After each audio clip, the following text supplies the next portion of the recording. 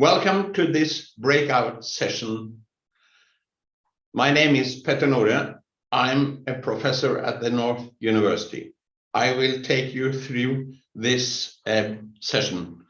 For your information, we are recording the session, which will be made available on the web tomorrow. The purpose of this session is to present hydrogen-based projects in the High North. We had a similar session last year. Since then, the number of new hydrogen projects, both in Norway and internationally, have virtually exploded. In northern Norway, there are more than double amount of projects compared with last year, and the new ones are, for instance, in Narvik and Mosjøen, where there are very ambitious plans about hydrogen projects. This is most certainly a growth sector, if you like. I want to reflect a little bit on why this is the case. I think that you have to look at international reasons for why this increase in projects have taken place. Last year, net zero was not a reality at all. This year, 1 year later, 70% of the world's GDP is in countries that actually have embraced the notion of net zero. So, the implication of this is that some sectors of the economy that you could earlier ignore from a climate perspective, you cannot ignore any more, which means that industrial sector, maritime sector on a global scale basically are no sectors where everybody is trying to find not net zero solutions. And these sectors in large parts cannot be electrified. So hydrogen is the obvious answer to the net zero challenge globally. We all know that costs are too high, but at the moment, but let us remember what Fatih Birol, the chairman of IEA, said the other day. Hydrogen today is where the sun industry was in 2010.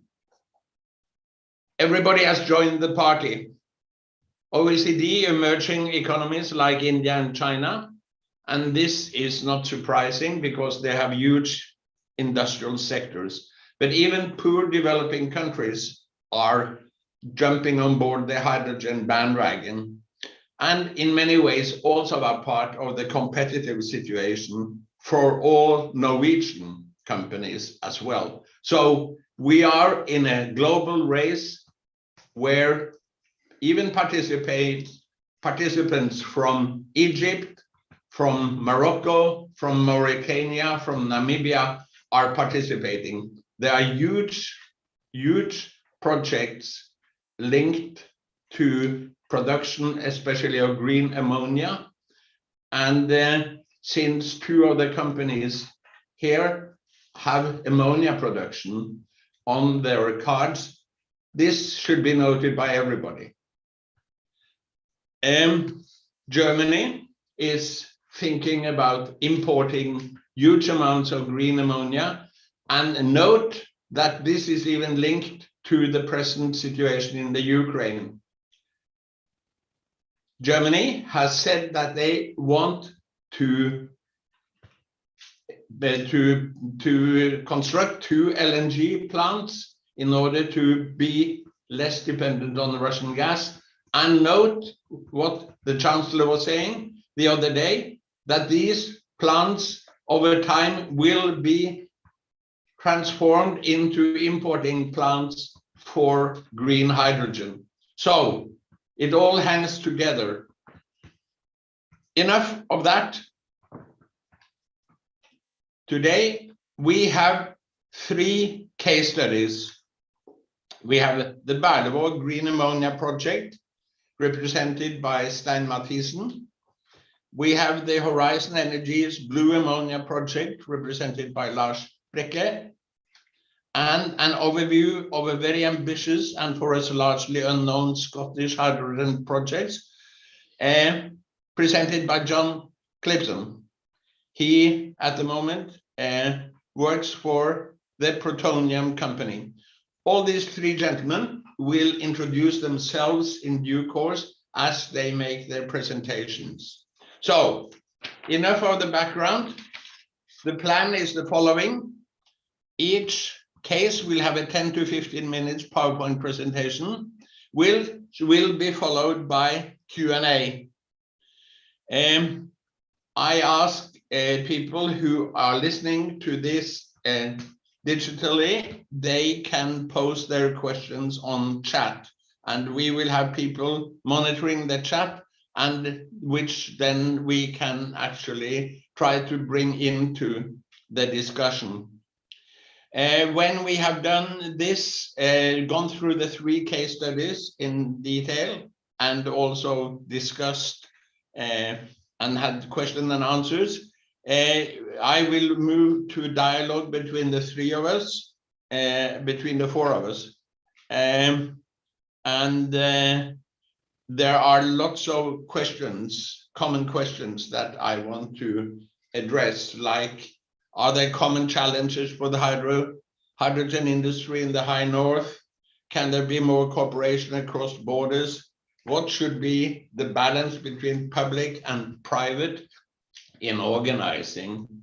And should we try to move beyond blue versus green? Are there other ways to actually look at these problems? So here there are many, many things to dive into. If we finish before 1.5 hours, so be it. But let us start now and see how far we get with this timetable that I've just shared with you. So thanks you for listening to me for the introduction. And now I want to move to Lars. I will use the first names here in the discussion. So the floor is yours. And just introduce yourself a little bit before you start. Yes. Yeah, thank you. So my name is Lars Brenne, working and representing Horizon Energy. You can hear me well, or is it okay now? You can hear? Yeah. I'm happy to be here today and to make the presentation of our project, Barents Blue. And my previous background is quite not so complicated. I've been working for Equinor for almost 20 years, working on research and development. And yeah, so then I will start making a presentation of our projects. I will try to give you an introduction to where we are and what we are doing in this project, making this blue ammonia product available.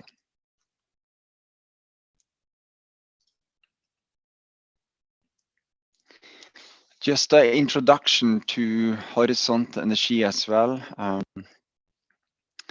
We are based in Sandnes in Norway, and is developing fast when it comes to number of employees and also achievements that is done. So what you can see here is public available news that I just added as some for information.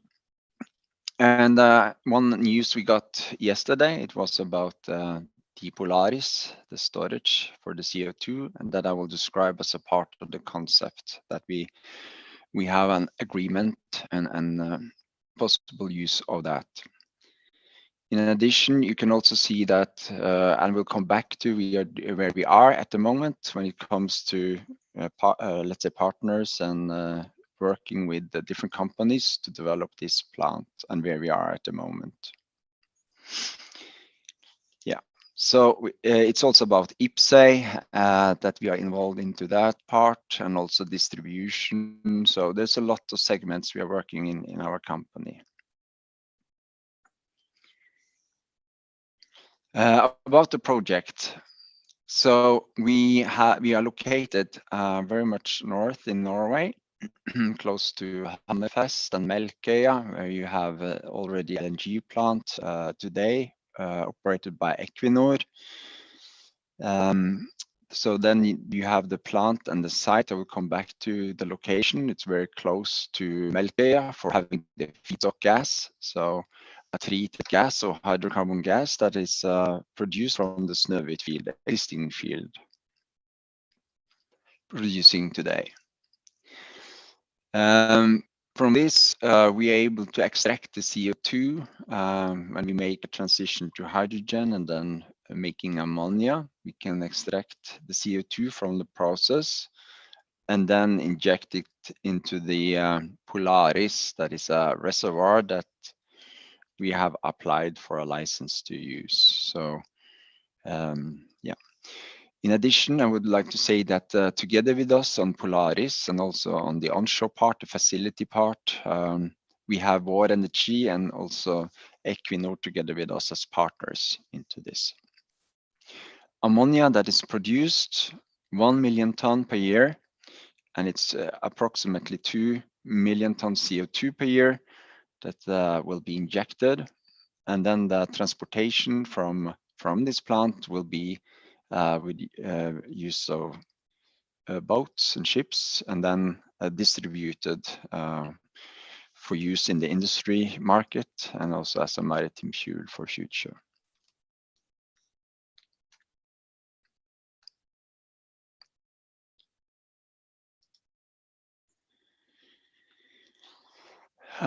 Just to ensure that to highlight the capturing part.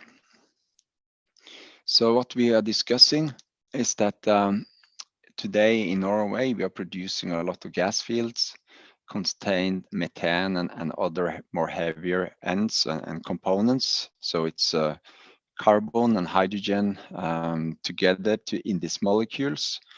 And this is something we produce today and done in the past. These hydrocarbons are stored today under the seabed in the reservoirs. And those are, in this case, extracted from the Snøhvit field and then into our plant via the Melkøya existing facility. Within this facility that we are developing now, we are able then to produce ammonia from these hydrocarbons, and in addition, transport the carbon or the carbon dioxide back again to a similar reservoir. So the carbon that was already stored in the reservoir is again stored in the reservoir. So in addition to, let's say, having the hydrocarbons in, we also need some oxygen and also nitrogen to our process, in addition to fresh water and a makeup of water, since water is also making hydrogen as a part of the process. This is the site, Remark Oppneset. It's located about 43 kilometers from Hammerfest and Melkøya. I think it's about 61 kilometers, the pipeline length. And it's a certain industrial area that is developed for being able to produce up to 3 process trains. So in this phase, we are working on train 1 and 2, and then it will also be a train 3 that we want to develop on this site. So have common facilities, utilities, and yeah, be able to copy and produce more efficient, let's say, the second train and the third train with the timing.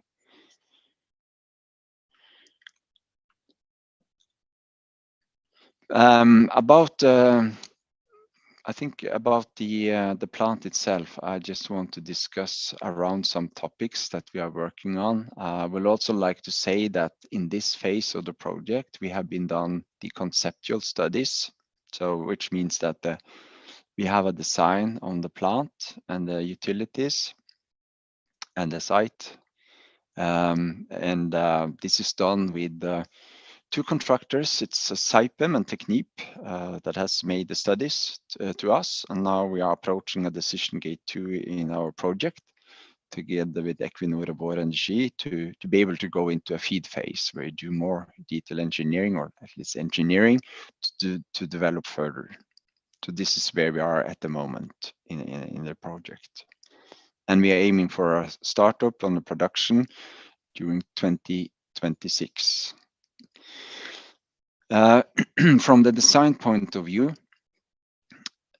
we will have a focus, of course, on the safety aspects and also the environmental aspects being in this location. The same is also for winterization. That is meant about how we can actually handle this climate by using more heat from the process to avoid using electricity for that. Modular construction. This is about how we can pre-make modules, quite big modules, pre-testing, pre-mature before transportation, and then installation, being more fast at the yard, let's say at the site, since there is certain time restrictions on transportation along the coastline, and also for the working environment, I think in this area can be very harsh. In addition, there is a new technology associated with this plant, and this is typically we are using a lot of, let's say, proven systems and also very much used subsystems, but the integration and some aspects that we have into this plant is new technology that we are also working on and needs to follow up very much as we go forward and mature. Energy efficiency is important to utilize the heat from the process as much as possible, and similar with automation, that we want to be more efficient on how we start up and shut down, and also safety-wise optimize how we do things. This is the target. We have a design production rate of blue ammonia. This is metric ton per day, so 3,000 metric ton per day. So this is for one process train. So if you have 3 process train with the same capacity, that's then 9,000. And for hydrogen part, we need to produce this 540 metric tons per day with the hydrogen. We use 2.8 million standard cubic per day for the feedstock or the hydrocarbons that are preconditioned. Yeah, gives a 1 million tons ammonia production per year per train, and also the capture rate is 99% of the CO2. So this is also something that is seems to be the technology selected is able to extract more than, at least what I see is a lot of reported in the literature. So it's a high capturing rate.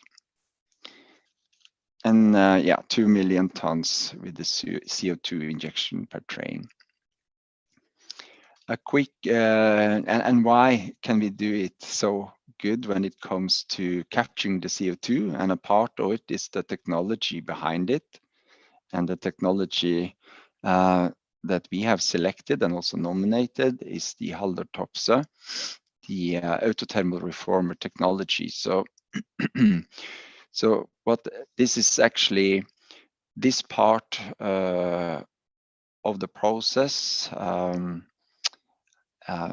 where we add the oxygen directly. I can show it maybe later, but it's when we do the firing and the integration of the firing and the converting from methane into hydrogen.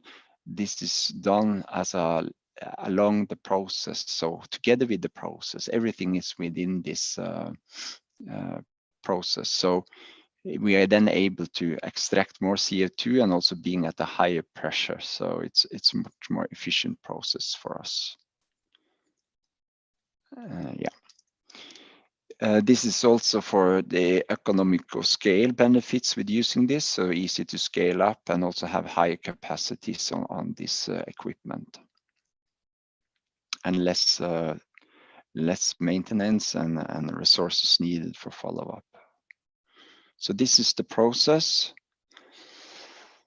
We are about 53 bar G at the intake or to our plant in pressure. Mercury is removed, and also sulfur will be removed from the hydrocarbon gas early in the process before you have done some downstream the preheating. This is the fired heater giving heat. And then the first part of the process, as we get the natural gas, so it doesn't have only methane, but it had also heavier components. We need to remove the sulfur part before we do the reforming. And the reforming is how we do the transition from having more heavier hydrocarbons into methane. So we can ensure that when we enter this autothermal reforming section, we have methane that we can fire together with oxygen that is added. And in this way, we create the heat, and also a part of this, there will be a catalyst that is used to convert the methane then into carbon monoxide and the hydrogen part. So everything is integrated into this. You get the heat where you have this carbon monoxide and also the water part. And by adding also water, you have the change from the methane into hydrogen and carbon monoxide. Of course, high temperatures then, that gives also the, let's say, possibility to reuse as heat. So we can take the steam out and also produce electricity, and also use the steam as a driver for turbo machinery, pumps and compressors and so on. So we need the temperatures, but we can also use the energy to run the plant. A limited amount of electricity that we need. These shift reactors is just how we convert the carbon monoxide together with then water, getting more hydrogen and also CO2. Because in the end, we're going to remove the CO2, and then this is done in a separate process. And when that is done, we add the nitrogen into the nitrogen wash unit.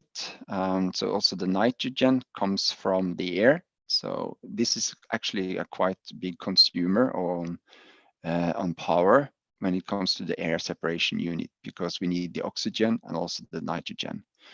So having the hydrogen coming together with nitrogen, and we need to increase the pressure to be able to convert the ammonia, make the ammonia from hydrogen and nitrogen. And when this is done, in the end here, we are also cool it down to -33 and can then store it under atmospheric conditions locally. Today we have a cavern solution in the rock, so rock cavern, so underground storage. So yeah, so this is just about the technology, and we are working really hard to try to optimize all energy within the plant and reuse that. About the Polaris. The Polaris, it was, as I said, some input or news from yesterday, where we have awarded this Polaris area, the reservoir that we have applied for. The solution includes CO2 pipeline and also power and control we need for the operating the wells for injection.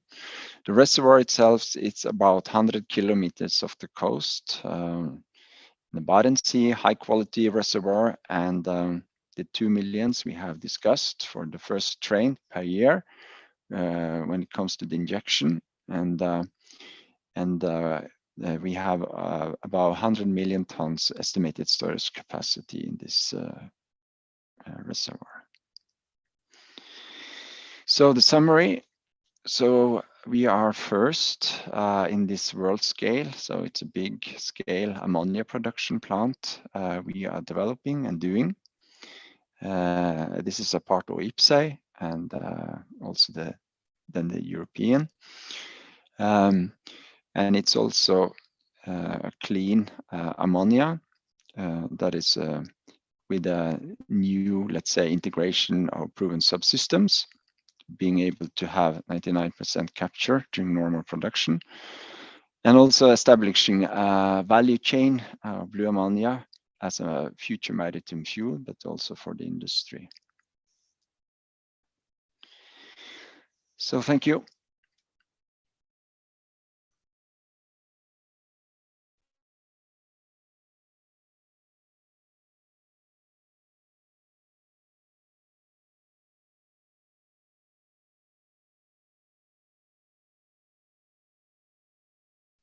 No, it's okay.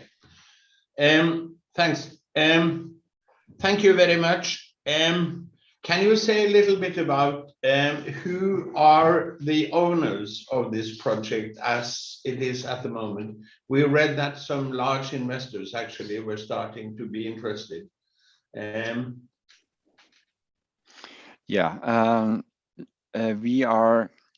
have an agreement with Equinor and Vår Energi on the so it's a so that is our license and partners on the onshore and offshore, but the split is different from the percentage for each group, or let's say company, because Equinor is the operator for Polaris, and we are the operator for the ammonia plant. So, okay, but there were some things in the papers about a German company, E.ON, that also took an ownership share, right? Yeah, so this is more, let's say that's it's more into the Horisont Energy company part. So this is not directly coupled to this license, and Okay. So the Barents Blue project is something that we develop as a part in the Horisont Energy company, right? And this agreement we have with E.ON is from the Horisont Energy side. So this is a company cooperation then. Okay. John or Stein, do you have any questions? Do we have any questions in the chat? Not yet. No. Stein? John? I just had one question, which, to clarify, if I may, Lars, that carbon capture rate is exceptional, and indeed I've never seen anything as high as that from any other process. How certain are you that you will achieve that carbon capture rate? Yeah, 99%. It's exceptionally high. That's quite good. Yeah. Now, of course, we are in the conceptual phase, but we use the competence of Haldor Topse as the, let's say, this is really the doing all the detailed calculations for us, and then we have a high comfort on 99%. On the capturing, it's very much higher than 99%. Mm-hmm. I mean, the reason why we have, let's say, during normal steady operation, 99% is that we also fire with the hydrogen, to limit. We don't use natural gas for the fired heaters. We use off gases, and in these off gases there are some carbon, so this gives the 99%. So yeah. What can I ask one last question, Lars? 1 million tons ammonia per year, is that a very big production compared with ammonia production in the rest of the world? Yeah, so this is it's a world scale. Is world scale. Yeah, process strain, yeah. And do you have, and you are selling the ammonia to Rotterdam for maritime reasons, for the maritime market. Do you have any deals yet? Do you have any contracts, or is this your intention? No, we have agreements. Let's say not. I'm not going to discuss, let's say, selling agreements, but distribution and cooperation with the because ammonia is something that is distributed for many years. So that's in public as well. In that we have, let's say, agreements in Rotterdam for distribution that we are working on. And also people working especially on this topic on transportation and distribution of the product. I'm not working on that because I'm working into the process and mechanical part, let's say. Mm-hmm. So, but it's a part of the business, part of the company, part of the project. I mean, everything needs to fit. So everything needs to be looked at and matured. But if you manage to do this, this is going to be a world first. I mean, this is a big thing globally, right? I mean, are there any other competitors of yours? For sure, I would expect that something I don't have the details, let's say, on capturing and percentage what is done in but of course I expect that there are several projects ongoing that we maybe don't know about either. So but for sure we are early and first movers doing Great. this. Very interesting. It really is very interesting. So thank you for that. And if we want to come back to you on more details, we'll do that in the joint discussion afterwards. Okay. So thank you. John, the floor is yours. Great, thank you very much for that very warm introduction. Just see if I can get this technology working. So, first things first, the original plan was to have my good friend Nigel Holmes attending this event today. He's the Chief Executive of the Scottish Hydrogen and Fuel Cell Association.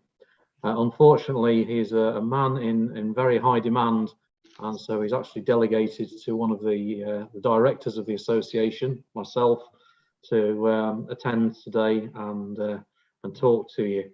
So I'm attending in the capacity as a director of the association. That is a very small part of what I do for a living. I'm employed in my main job as the Chief Commercial Officer with a UK-based green hydrogen project developer, a company called Proteum Green Solutions.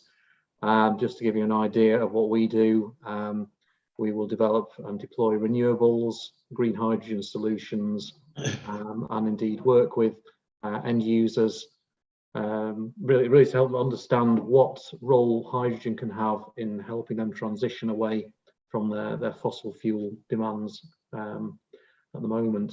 So that's what I do with most of my time. And really what I wanted to do today was to talk you through some of the developments that are happening in and around Scotland. I'm going to focus on Scotland rather than the whole of the UK, even though there is a very strong connection between Norway and the UK. And I also want to focus quite specifically on green hydrogen. Now, the UK has focused for some time now on saying low carbon hydrogen, and that's really is what stimulated my question to Lars a few minutes ago about that exceptionally high carbon capture rate. If that is the direction of travel for, we'll call it blue hydrogen, and we're able to achieve those very high carbon capture rates, that really does set a very high bar for what I'll just call a low carbon hydrogen future. And really, hydrogen doesn't care what color molecule it is, it's still the same molecule. The way we produce it and the way we mitigate those emissions is really important. So I was very excited to hear what you had to say a few minutes ago, Lars. So without further discussion, let me just see if I can advance the slides. Most of what I have to talk about is based around pictures. However, there are a few slides with some words on. And really what I wanted to talk about first off is what Scotland is doing by way of scaling up hydrogen projects. A few years ago, when I was working with the European Marine Energy Centre here in Orkney, and apologies if there's a lot of noise at the moment, there's a real storm blowing around the islands at the moment. But those initial hydrogen projects enabled a lot of companies to understand how we can drive forward a hydrogen economy, how we can avoid the previous hype cycles around hydrogen, and how we can take that learning forward. And during my time running the hydrogen projects here in Orkney, hundreds of visitors each year wanting to come and see and experience and understand. But that enabled Scotland in particular to really identify what it needed to do to make sure that it could realise the benefits from developing a hydrogen component in the future energy system for the country. And as a result, the country has set a net zero target of 2045, which is earlier than many other countries. And I would not be surprised, given the current direction of travel, to see that date moved even earlier. Scotland, as I'm sure you can imagine, is surrounded by a lot of wind and waves and tidal energy. So it's not a surprise to me, indeed to I hope those of you listening, when I say that the annual electricity demand is now almost exclusively all met by renewables. It's on some days it is 100%, other days it's as low as 95%, which is quite exceptional.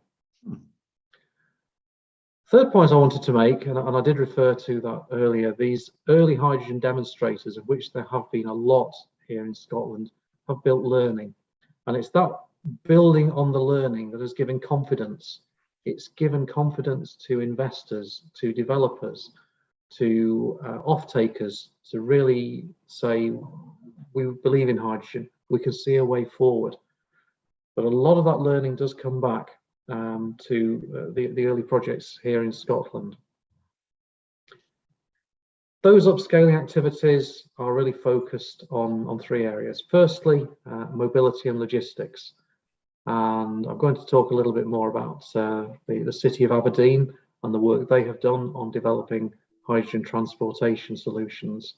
Many, many other towns and cities are now looking at how they can incorporate renewables to hydrogen to transport fleets. Scotland has a lot of roads. It has very, very dispersed communities, much in common with Norway there. And these are communities that you can connect relatively easily by with heavy goods vehicles, with marine transport, with aviation, and in all of these, hydrogen or hydrogen carriers have an important role to play. Second area is industrial applications. As an example, I'm going to talk about what's happening at the port of Cromarty and their aspirations to develop gigawatt scale green hydrogen opportunities. Aberdeen is also looking at an energy transition zone, how it can move the huge number of people employed in the oil and gas sector and move them into these emerging new energy areas. And then finally, a few words which I'll cover about heat and activity that's going on within Scotland to understand how we can transition away from 100% natural gas in our grids to 100% hydrogen. What's involved in that and the work that's going on in Scotland. So Scotland is upscaling both hydrogen production and demand, and it has a target of 5 gigawatts of low carbon hydrogen production by 2030. I've been quite careful there to say low carbon, because whilst a lot of these projects are green hydrogen, there are a number of blue hydrogen projects currently being scoped and moved forward within Scotland. So this low carbon is really, really important to Scotland. Here's a schematic showing, and I will ensure these slides are made available to you after this talk, but this shows almost 50 different hydrogen projects at various different scales and levels that are being worked on right now. I can tell you that these are the ones that are in the public domain, and I'm aware of at least the same number again of private enterprises that are working on hydrogen projects at a range of scales. Typically, those green hydrogen projects are in the 10 to 50 megawatts class at this point in time. But there are a number that are projecting forward to the end of the decade, looking towards gigawatt scale hydrogen production. So the first theme I wanted to pick up on was that learning by doing. And as I'm based in Orkney and these have been my babies for many years, it makes sense to start there. And I'm also going to talk a little bit about the work that's going on with hydrogen grid trials. Those of you that are not familiar with Orkney, in the red circle on the graphic on the left-hand side is where we are. That's quite an artistic impression because we are a lot closer to the Scottish mainland than that map would suggest. However, currently the islands are producing over 120% of the electricity we need from renewables, and we haven't really scratched the surface of what we can produce here. 50 megawatts of installed renewables currently, and the potential here, last estimate that I did, is around 20 gigawatts if we incorporate all the potential offshore wind here. 1,000 renewable installations, 10,000 households. 1 in 10 households produces their own renewable electricity. And you could consider what happens on the islands here as a microcosm of those bigger projects that are now starting to evolve. 2 projects really kicked off the learning for Scotland and indeed for a large number of people in Europe and further afield. First project was called Surf and Turf. The second one was called Big Hit. And in very, very short summary, these projects enabled us to take onshore renewables, constrained wind turbines, connect to electrolyzers, produce green hydrogen, and move that around the islands for use in power regeneration, for use in heating, and also for transportation. Early stage demonstrator projects that showed how you can couple different sectors together, showed how you can overcome some of the challenges of moving hydrogen. It absolutely highlighted the need, for example, to develop alternative carriers to hydrogen, because it really has got a lot of challenges, in particular in the maritime environment. So a lot of the foundation knowledge was built on projects such as this. And the community here have worked hard to take these projects further, and I'm sure it will not be a surprise to see maritime projects there, understanding how we can incorporate hydrogen into combustion systems, we can incorporate hydrogen fuel cells into the maritime sector, how we can decarbonise lifeline aviation services with hydrogen, and of course on the right hand side, how we can decarbonise a mission critical component of lifestyle, certainly in Scotland, and that's being the production of alcohol. So there's a number of distilleries here on the island who are all looking at the possibility to use hydrogen as an alternative fuel to kerosene or propane at this point in time. So that was Orkney. Scottish Gas Networks, who are one of the big gas network operators in the UK, they have also been running a project now looking at how we can take 100% hydrogen into our gas grids. A number of projects running across the UK looking at smaller percentages to 5% up to 20%, but this one is focusing on 100%. And key components of this will be demonstrating the safety, making sure the technical research and development all stacks up, ensuring that the clients, the off-takers, the public-facing side of the hydrogen sector are confident and are sufficiently informed to be able to benefit from this. How to manage and balance renewables with hydrogen production with consumer demand presents further challenges. What are the requirements for storage around that? How then can you upscale that? How do you have to make use of a transmission network to move the gas around and so on? Because at the moment there is an infrastructure and a way of delivering hydrogen that has been established for decades. It's safe, it's understood, and it works. If we're moving to something different, in particular, where we have got variable renewable generation and therefore variable hydrogen production, how does all that work? So lots and lots of learning to come out from that. My understanding is that the electrolyzers have been ordered, and we should be starting to see the 100 or so households that will join this trial benefiting from this within a few years from now. So that was the demonstrators and the learning by doing. If we look now at mobility, I said I would talk briefly about hydrogen. And Aberdeen, the city built very much on the oil and gas sector, has been working really, really hard over recent years to understand the benefits of hydrogen, green hydrogen in particular, and how that will help decarbonise transport.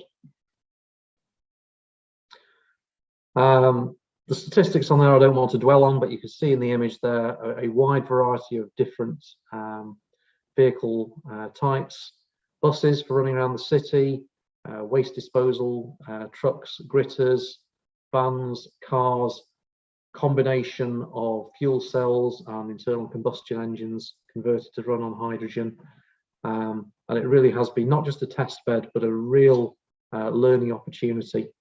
And the customer experience here, and that's a really important point because this again was public facing, the customer experience has been incredible with these deployments in Aberdeen.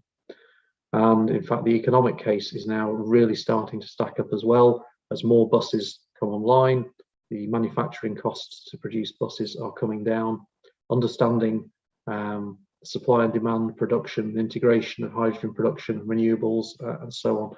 It's all been a very, very exciting time. So much so that they've now started to deploy double-decker buses, which again, the feedback I have is that these are proving to be very, very successful. The customers like them, and this is decarbonising the region quite nicely. Many of the other cities around Scotland, which have perhaps had very poor air quality zones in the past, are now looking to Aberdeen, transferring that learning out so that we will, over the next years, start to see more and more hydrogen vehicles deployed, in addition to electric vehicles, I have to say.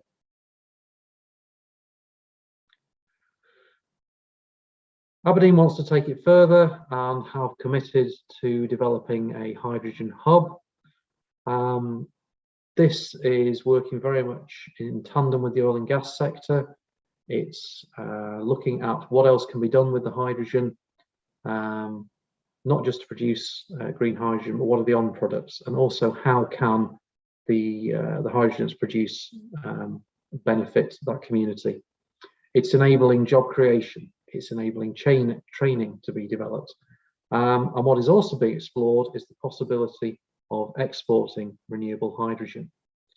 Now, there was mention made earlier of Germany's aspirations to convert the LNG terminal to a green hydrogen import terminal.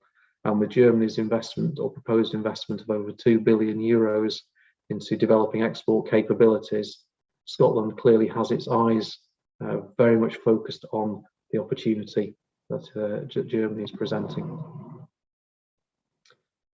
So the final area I wanted to talk about really was this larger scale, gigawatt scale green hydrogen development. And there's two cases I want to mention, or make mention of. So there has been an offshore renewable leasing round that's been running for the last few years. The results of that came out a few months ago. Originally, it was aiming to consent 10 gigawatts of offshore wind. What was actually consented was just under 25 gigawatts, 17 different projects, which you can see on the map there. And you can see that there are clusters of locations. You can also see that there's a lot more space for a lot more renewables to be deployed in due course. One of the challenges, of course, with this is given that the population density and therefore the infrastructure within Scotland is quite weak in many areas. It does mean that there will need to be significant investment in electrical grid infrastructure to enable all those electrons to make it to the main distribution and transmission grids running throughout the UK and beyond. As a result, a number of the projects are very, very heavily focused on the value creation of green hydrogen. One of which being Cromarty. Lots of nice infographics that we can talk through maybe on a future occasion.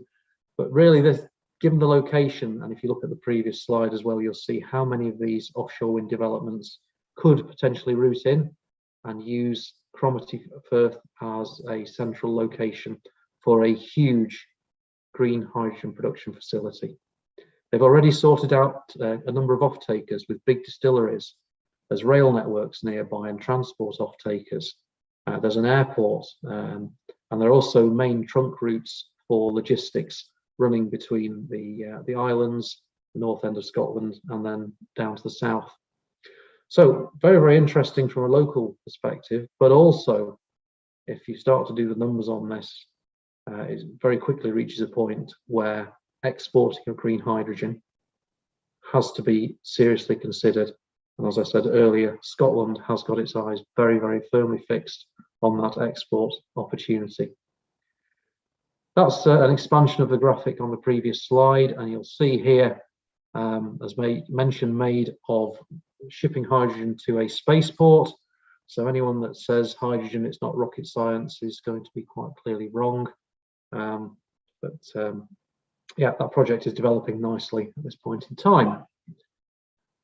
Interestingly, and relevant to these discussions with Norway, the port has signed a memorandum of understanding for the import and transshipment into Europe of green hydrogen from Norway. So that collaborative approach is something that is also being pursued as part of this journey. And I think that's an important message as well, is that for us to manage this energy transition, we are going to need really strong partnerships, not just in developing projects, but also between sovereign nations. So those relationships are strategic and reinforcing, and maybe some of the challenges that we're really facing with the very sad events that are unfolding and continue to unfold in Ukraine, maybe some of those can be mitigated in future. And then finally, very close to where I am at the moment, we have an oil terminal on the island of Flotta. That is adjacent to where approximately 2 gigawatts of offshore wind is going to be deployed towards the end of the decade. And this again has very clearly got its eye focused on large-scale green hydrogen production with hydrogen exports to, I think, anyone that will buy the hydrogen from them. So in summary, Scotland, abundant renewable generation potential, huge early learning to build on. Offshore wind is key to future green scale hydrogen production.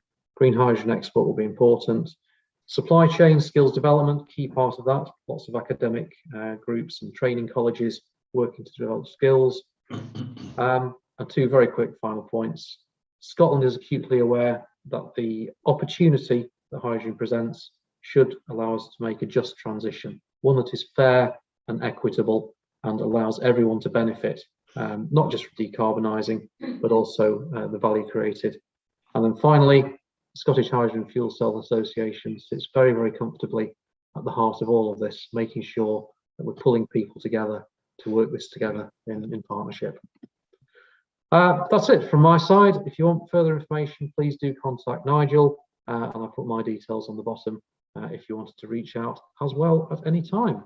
Thank you so much for listening. Thanks, John.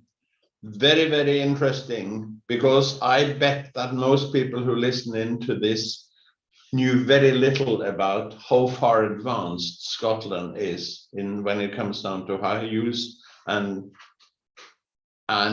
development of projects.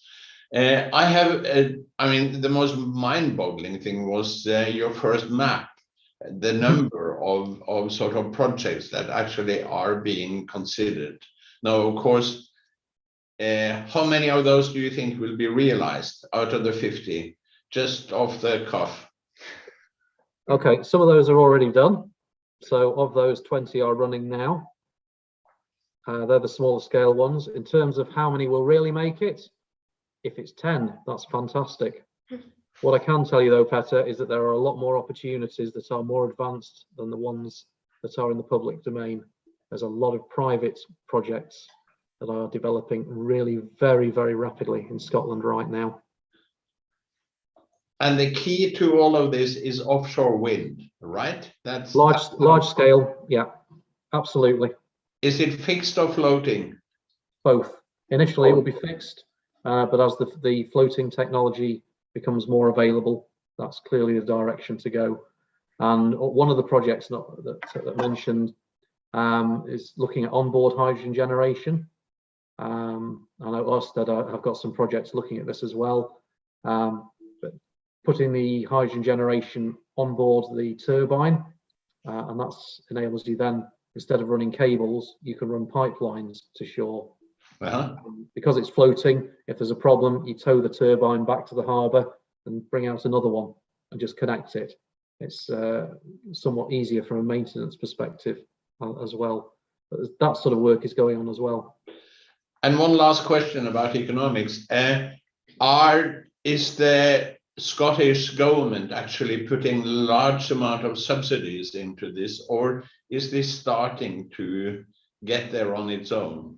Okay, that's a really interesting question. Because of the politics in the UK, energy is the responsibility of the UK government. So the subsidy strategy will be determined by the guys in London, the UK government. Scotland is funding a lot of research development, and specifically in the transport sector is able to help out significantly. But a lot of these projects are very much aimed at standing on their own without any subsidy at all. Thanks. Lars, Stein, do you have any questions to John?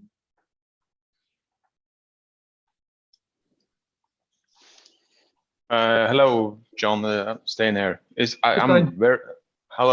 I'm impressed. Yeah, I heard you the last time you presented the strategy and the development in Scotland, and now I can see that you are coming much further than last time. And I'm just impressed over the tempo and the achievement you have been made. So I believe that we have to go to visit you, because this is inspiring. Thank you. You're most welcome. Please give me a shout and I'll make you most welcome in Orkney. And I'll even see if I can find you a pint of Orkney beer. I think I want to join this outing with Stein. I've always had a dream to go to the Orkneys, so this is the perfect excuse. You're most welcome. Another destination. Great. Lars, do you have any questions?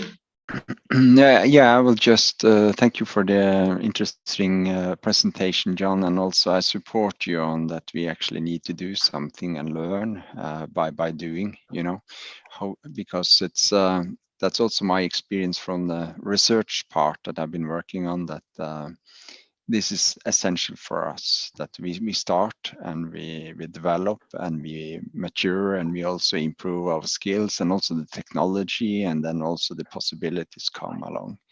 So yeah, so thank you. Great, thank you. Really reassuring. That's very kind of you. Thank you. And then I just want to remind the audience, which is growing all the time, that actually you can put some questions on the chat. So please do that, and then we will come back to that during the discussion point. Okay, let's move to the third contribution. Stein, you said you could learn something from Scotland, but you are on your way on a very interesting and demanding project in Berlevåg. Can you give us the outlines of that, please? Yes, of course. And just to follow up John's presentation, you mentioned sustainable whiskey productions. That's also very interesting.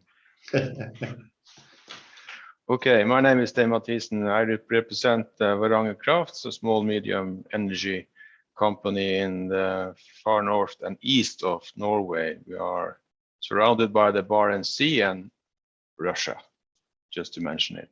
We have this kind of vertical industry in our company. We produces hydropower, wind power, we transport electricity, we build the grid, and we also have a lot of communication technology provided in this area, and also selling renewables by contracts to businesses and customers as well. So we've been invited to give an update on our project in the renewables segment, and I would like to tell you about our 3 projects within this ammonia and hydrogen production. So I will try to do this.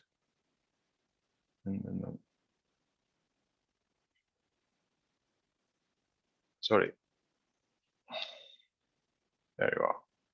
This is the status I will try to go through with you. As you see in this sketch, we have this completed total overview of what we are doing is based on the most powerful onshore wind farming we know about in Europe. We have this Ravo with a wind farm that produces about 51% full load capacity a year, and it seems that it's just increasing. I will come back to more details about this production.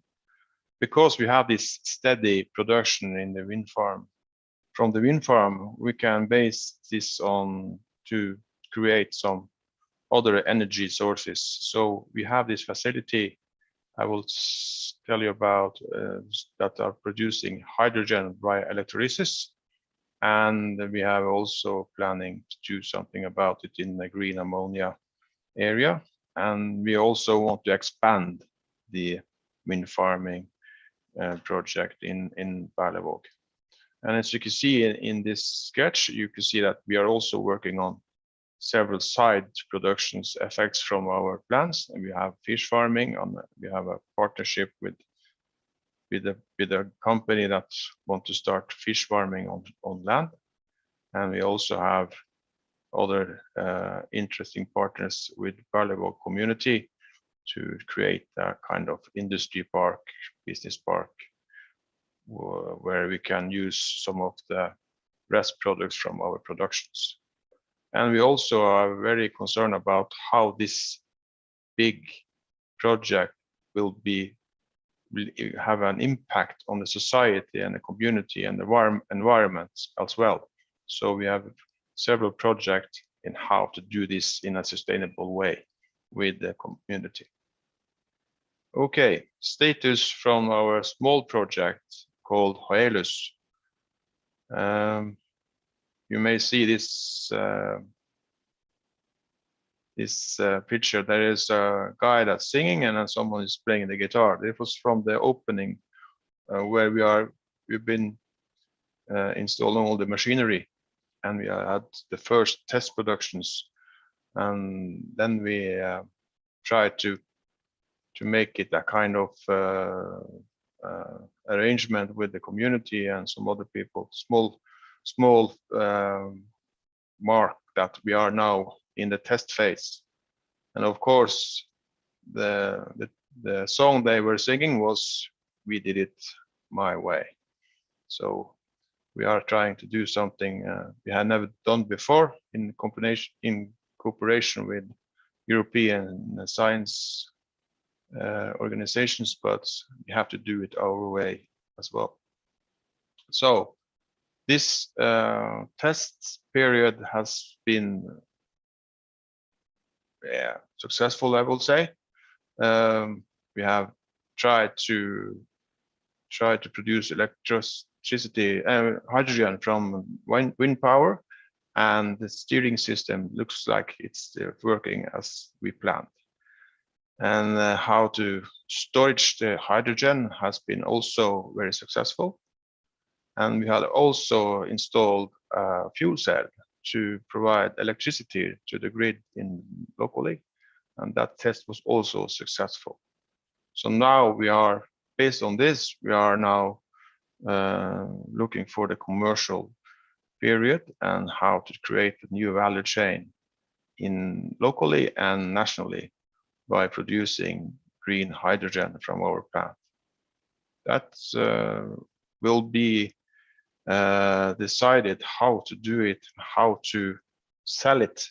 Will hopefully be decided next year in this time or on third quarter the next year. So, and also I have to mention that we have to educate our employees to maintain the production and the security around the production. So that's also been very successful. Then we have the wind power plant. I was mentioning that I'm maybe the most effective wind plant onshore in Europe, and we are still looking for some plants that are better than ours. But it seems that the industry and our partners are very satisfied with its production, and we are trying to expand it. So now we have this high-level production from step 1, and we are almost finished with step 2. Will be completed in August this year. It's the light yellow one.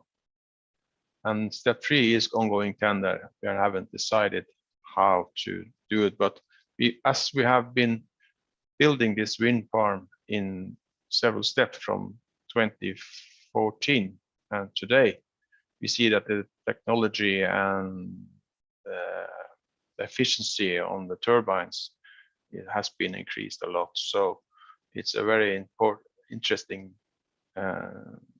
travel we have been doing, because now it seems that the capacity and the full load capacity on this site will be increasing as we go on with this several steps. And then we have the main projects based on hydrogen and ammonia. Here you have this combined picture with this. We have been we have just been finishing this this concept phase, and we are now going through the data and the calculation to see how to maximize the design and how to maximize the economy and the business area in this project. And as you can see, it is a big plant in a small community, so we have to be very careful how to do it in the cooperation with the government, the local government, and also the regional government, as well as the environmental government as well. So this is very important for us, that everybody knows what kind of impact this kind of big plant will have on this area. So there's a lot of communication and discussions, and we try to make everybody ready for this big impact when we are we are pressing the button to invest. And the button to invest, we have postponed it a little because we are waiting for the grid expansion to our area. This project is based on stranded wind. We started it as a project based on stranded wind, but we need some base load as well to make it profitable. So that's why we are just waiting a little bit for the governmental expansion of the national transmission grid our way. And we hope that this will be ready next year or late next year, so we can push the investment button. But it's very important for us to have this base load issue clarified before we start investing. But it seems that the value chain we have been creating all the way with this energy plant Ragovida, the ammonia plant called Green Ammonia Berlevåg, in cooperation with Aker Solutions, or Aker Horizons is more exactly, is very interesting all the way, because we have this value chain with creating with Wärtsilä that wants to build engine based that are driving on green ammonia, and they have successfully been doing that for some time. So the test of ship engines that are going on green ammonia has been successfully. And also the Grieg shipping company that is building ships will be building ships to transport the ammonia and also going on ammonia. And then there are the customers, and we have a lot of agreements ready for the customers. They are interested. We haven't done any deals exactly because we have to be sure when to deliver the products. But the interest in the market is increasing. So we are very satisfied with the value chain creation we have been doing for a couple of years now. So finally, we see this three-phase projects in togetherness, in kind of cooperation together, building the capacity in the wind farming, doing the capacity on hydrogen production by Hoelus, and also the green ammonia Berlevåg production facility is depending on how the market will expand in the future, and the grid expansion from the government in Norway as well. Thank you.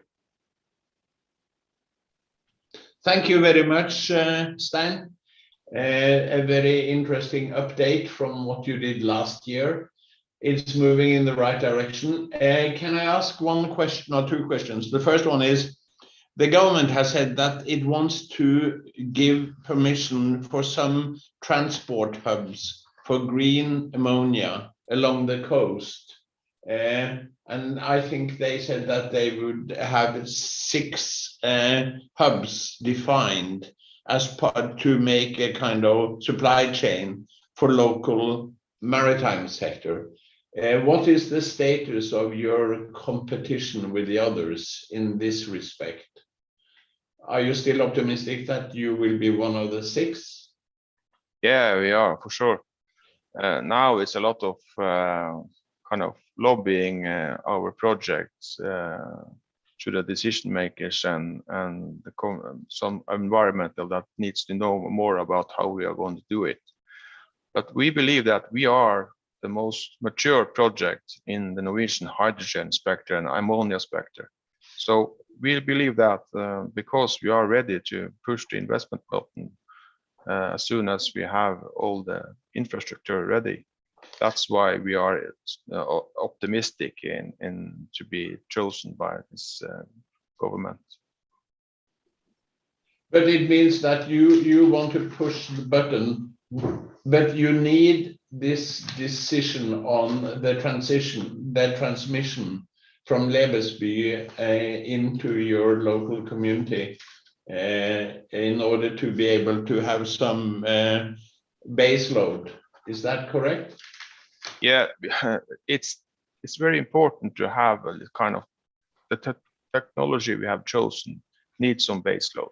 And today we have no rest capacity in our area. So we need some small capacity, and that's the expansion of the transmission grid. So it's very important for us. Thank you. We have one question from the chat. Yes, we have basically 2 questions, but I will start from the first one. What do you think about using hydrogen as a fuel for ships sailing over the Northern Sea route, or even what is this TSR in the future? It is feasible in the nearest future. I don't know what is TSR, unfortunately, but the Northern Sea route. Can you answer concerning the Northern Sea route? I can start. Great, I see. It is the explanation. Sorry. I repeat the question. What do you think about using hydrogen as a fuel for ships sailing over the Northern Sea route and the transpolar sea routes in the future? Is it visible in the nearest future? I can tell you that in 2014 and 15, we did a pre-study on that issue. And we decided that hydrogen as a fuel for shipping or big consumptions has to be cooled down and doing liquid in a liquid way, and that's very expensive and very difficult. So that's why we are now developing the ammonia track to use hydrogen as energy in shipping and all the industries, because it's very difficult to use hydrogen as a liquid. Okay, we have 15 minutes left. I think we have to leave that. Stein, thank you very much. Very exciting. And you even have something up your sleeve about possibly exporting ammonia to Spitsbergen, but we didn't touch on that. But that is an additional point of your project, which would make it even more interesting. I want to ask the three of you about one question. Let's just try to raise our sides to one issue. John, you reacted very strongly and very positively to what something Lars said, namely that with blue hydrogen having so little emissions or leakages, if you like, that suddenly you started to see the relationship between green and blue hydrogen differently. Is what Lars said a very important step of trying to sort of lay to rest that the discussion about blue versus green? Because if it's a 1% leakage, then nobody in the right mind can actually sort of exclude blue hydrogen from a sort of sustainability point of view. And I find this extremely interesting. I mean, it really was an eye-opener. But am I just exaggerating? John, what do you think? I don't think you're exaggerating at all. The whole realm of carbon capture and storage has got it's had a very interesting past, with very, very high storage and capture rates being claimed, but the reality being something very, very different. And I've seen lots of data, 70%, 80%, 90%, 95% from some of the recent autothermal plants. Until we have deployed some of this, we actually don't know. To get to 99% is something quite exceptional. And if we think about this in terms of the energy transition, we have got, it implies, and excuse me because I want to play with the English a little, the word transition implies a journey. And to get from where we are now to where we have to be, if we use the IPCC report, we've got less than 10 years to really make that transition substantial. If there is something that can take out 99% of the emissions from producing hydrogen from fossil, that's a game changer. And providing we wrap around that, managing the fugitive methane emissions and the security of those carbon stores, then there is a case to consider here for that form of low carbon hydrogen production. If we're going to continue spewing out emissions by producing hydrogen from this route, continuing to deplete the natural gas resources, which are now very, very precious to us, then we maybe have to think slightly differently. So using that we'll call it blue hydrogen for now as the intermediate step to allow the green hydrogen technologies to upscale, that's a space where I'm comfortable personally, not speaking on behalf of the association now, but personally, that's a space I'm comfortable. But yeah, that 99%, that really did make me sit up, and I'd love to see some substantiating data on that.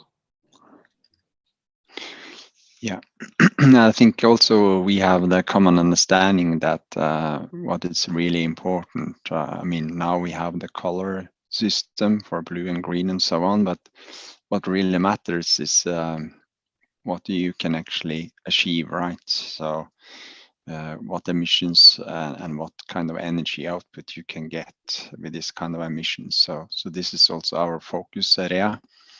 And I can also mention that for train 1, we also need some electricity from the grid to produce this 1 million ton a year. And currently the technical available power in 2026 is 35 megawatt. So you could say that a lot of the let's say chemical processes we have that requires temperatures that we get from the process, how we split the molecules and so on, is reused to make the electricity available and also to run the turbo machinery. So in that respect also, concerning the plot plan that you actually need, you know, then the site area is very restricted, and also the import of electricity to feed out this amount of energy in form of ammonia. So. But is this in the end going to be a cost competition? Stein sits on the best wind power in Europe, on the Varanger, on the northern side of the Varanger Peninsula. Do you think that eventually will make green more competitive than blue, Stein? Have you thought about that? Or don't you see this as a kind of competition between blue and green? Well, if you look at it in a business issue way, you can just ask the simple question: what is the willingness to pay as the customer? And they haven't decided yet what kind of energy product they want to use. So let's start to make this favorable to use hydrogen or ammonia as a product instead of fossils. Let's start that first, and then you can talk about the price and the quality and the emission. So I believe that you have to do it by steps. Everybody knows that this will be effective on the emission issue, yeah, but the willingness to pay as the customer has to be the second question, I believe, because you can't start with promising prices. You have to start with promising emission reductions at first. And we are providing products, all of us, that will reduce the emissions. So let's start there. Okay. Any more comments around this? Let's move to a second issue, and that is increased cooperation and exchange of information across national borders. John, you said that there was a memo of understanding that had actually been entered into. Who on the Norwegian side actually signed this? Because was this, did I understand you right, that this was a MOU concerning facilitation of transit of green ammonia, now green hydrogen across borders? Can you maybe elaborate a little bit on that? Right, I'm going to hold my hands up and say I can't. I don't know the fine detail, but if you give me 2 minutes, I'll go and find the news article and the announcement about it. It's not a project I was directly involved in. So. No, all I'm after is, does this say something about the need to cooperate more closely across borders? I mean, my personal view is yes, and we think now about what's happened with natural gas and the restrictions and the chaos that the Russian supply position has caused globally. Yeah. How do we ensure that resilience, those relationships between nations, allow stability of energy supplies to be a reality, so we're not in this position in future? And I think those strategic relationships are vitally important, because there will be net producers. So for example, Scotland, Norway should be able to produce far more energy than they consume. Same with Morocco. You mentioned earlier, you know, the development of those North African economies as well. Maybe the shifting geopolitics of energy generation and hydrogen production there. You then look at Germany as a net importer. It will be dependent on having strategic relationships with the net exporters. So building that structure, the European hydrogen backbone has already been detailed. You know, they're talking about European hydrogen law to wrap around it as well. All of these structures are really, really important, and having those relationships in place, providing that resilience to all of us as we move into the future is vital. Stein, the green ammonia, which you plan to export from Berlevåg, have you got any idea where you should actually export this, or do you just take it for given that you just push it into a global market for green ammonia and it will disappear somewhere in the big global market? As I mentioned, we are looking especially into remote areas in the Arctic area, and also shipping industry, shipping vessels. And as you know, the ammonia has a bigger volume demand on board ships, so you have to have maybe some more distributed tank filling concepts, maybe filling offshore as well. So tanking ships offshore is one of these objects we are looking into, as well as Svalbard and Spitsbergen, as you mentioned. So I believe that our production in phase 1, phase 2 is really small if you are looking into this project that has been planning around, as well as Hammerfest, for example. So we believe that our market will be shipping and off-grid area in the Arctic, and also in a kind of distributed way, more decentralized, with small hubs around the Norwegian coast or in the Arctic area. Okay, gentlemen, we have 3 minutes left. And we have a question. There is a question. Yes, we have a question. I have posted it in the chat, Zoom chat, so that you can see it. I don't know who will answer. Is there any stakeholder constellation process related to CCS and the CCST operations, including the indigenous Arctic population? How much safe is storing CO2 in the Arctic seabed? So here we are back to one of the questions that always come up, which is the safety of storing CO2 in underground storages.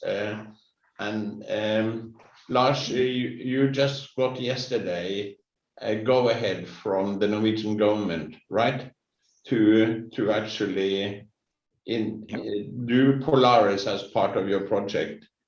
Maybe you can say something very quickly on this, because yeah, of course, to handle CO2 compared to, let's say, hydrocarbons is much safer in that respect, and also the type of reservoir that is developing, let's say, selected and utilized for CO2 is something that we also internally matured for several years at the moment for this specific one. And I'm not into, the reservoir people and all the details what they do, but I know that the simulations is done for 100 years, 1,000 years to try to ensure, and also how you select the reservoir to ensure that it's kept in place, and also how it develops and let's say distribute into this reservoir. So that's also for the safety point of view, that you don't leak out, and so everything is then taken into account when you select where you want to put it and deploy it. Lars, you got the last word, because our time is up, and the recording will stop in exactly 1 minute. I have learned a lot. I hope you also have learned a lot. And I hope that the people who listened in also got something from this discussion and the 3 excellent presentations. Who I hope you will make available to us, and we can put them on the web together with the recordings. So again, gentlemen, thank you very much. We might turn up in the Orkneys, John. Don't be too safe. And Most welcome. yeah, and thank you to everybody who has listened in, and to Andre, who has actually made this possible. So, and that will be all for now. Thank you. Thank you. Bye-bye. Thank you. Bye. Bye-bye. Bye. Good. Yes.